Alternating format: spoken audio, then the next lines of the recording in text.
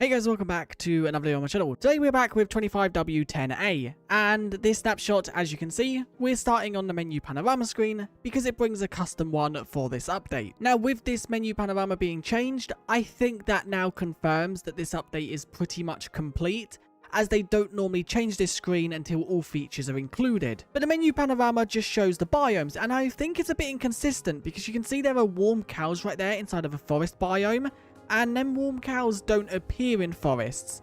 I'm guessing maybe they've walked from the desert in. There is then also the bushes, leaf litters, and it scrolls round to show forest as well as the desert. Now one thing I have also noticed is that there doesn't seem to be many like falling leaf particles. I can see one now and again, but there don't seem to be that many of them. And then you can see it comes back round to the desert to show the dry grasses and also the cactus flowers. Now, the first change in this update, apart from the menu panorama, is that sheep's wool textures have been updated to remove a starch line at the back. I'm not exactly sure what this means, but the texture of the sheep seems to have been updated to remove this. There's also been an update to pistons, and this is when a piston breaks a block. So for example, grass, when it pushes this, the block will break.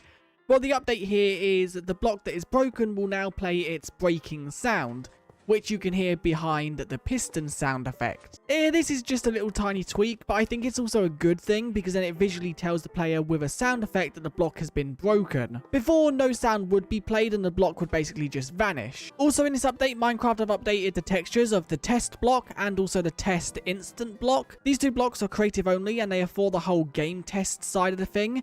But you can see these now have new textures, and not gonna lie, they look really cool, especially for some creative builds. And if anyone wants to know how you get these blocks, you can do it by doing the /give Minecraft test instant block or just test block. And one of the final changes in this snapshot is that cactus flowers can now be placed on farmland, as well as other blocks in the game. They do also float like most other vegetation, which I guess is kinda cool as well. Now, like most other snapshots, there are a lot of technical changes in this one, mostly to do with entity data, which I'll cover in a second. But there is a new game rule within this update, and that is that TNT explodes. Now by default inside of a world, this is going to be true, and if you set it to false, you will not be able to light TNT.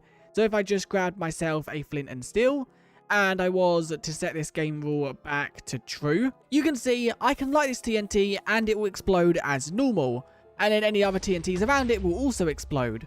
But with this game rule set to false, I cannot light this TNT. You can see TNT explosions are disabled, and whatever I try, this will never ignite. If I click it, you can see the block has just vanished. This is a really good change for servers.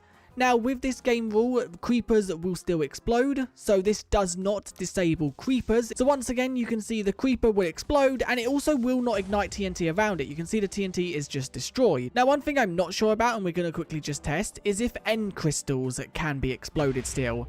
And end crystals can, so it literally only works for the TNT block. And once again, if I quickly just show you, end crystals will also not activate TNT. You can see once again they are just destroyed. Now next thing I want to quickly test is TNT minecarts, because technically they are TNT, but they are in a minecart. So we're going to quickly just see if these do activate as well. So if I grab some redstone and just power this, and then I push the TNT over the top of that, that does still explode. Okay, so I guess you can kind of get around this game rule by using TNT minecarts. Maybe that will be hotfixed in a future snapshot though, as all you need to do to get TNT minecarts is combine TNT with a minecart. So it kind of don't make sense that these explode but TNT doesn't. There are two more things I want to test with this TNT game rule. First thing is TNT duplicators, because obviously these are a thing in Java, and if I click this button it should duplicate the TNT. The coral fan is visually showing that it's working, but as you can see no TNT is being dropped. And then the second thing I wanted to try was dispensers, just because these dispensing TNT automatically ignites it. So, that still works. I was not expecting that, but it seems like there is a way around this game rule, which once again I expect to probably be patched out in a future snapshot. Now just jump into the patch notes page, you can see that we obviously have technical changes. All entities now store custom data, as well as obviously the new game rule. And they have added a new flowers item tag, which is corresponding to the item tag already for existing flowers block tag. And entity data, you can see right here, they have just made a lot of changes to entities again, with custom data and also how they store data. which I'm not going to cover too much. The patch notes will be linked in the description if you do want to cover this in more detail, or you can pause the video to read it. And it also seems like there are some resource pack changes in this update as well, which is global uniforms may now be defined in any shader, and you can see some more info about that right there. Now let's quickly just cover some bug fixes in this snapshot. The first one is tridents no longer show as enchanted. The enchantment glint isn't as strong as it was in prior updates. It definitely isn't as strong, and you can tell that just by looking at it. There was also a bug where the baby cow head was in the wrong position, and you can see that is now been corrected. And I forgot how stupid these look with the big massive heads. I don't think I've looked at them since they got new horns and faces.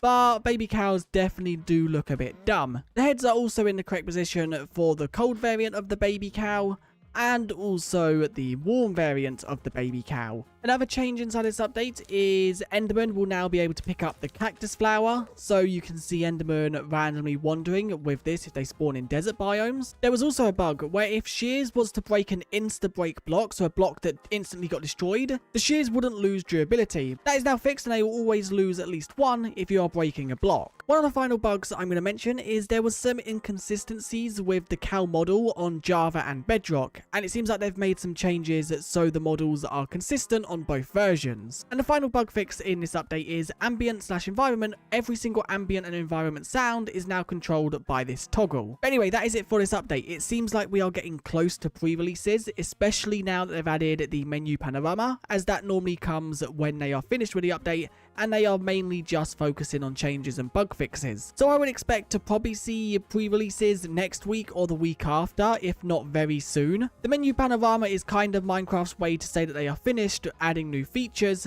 because there's nothing else they can showcase in the main menu. But we'll have to wait and see. There is still no name for this update, and there is also no release date. So we still don't have much to go off though. But anyway, if you enjoyed, do like and subscribe, and I guess I'll see you guys in another one very soon. Thanks for watching, and I'll see you guys next time. Bye.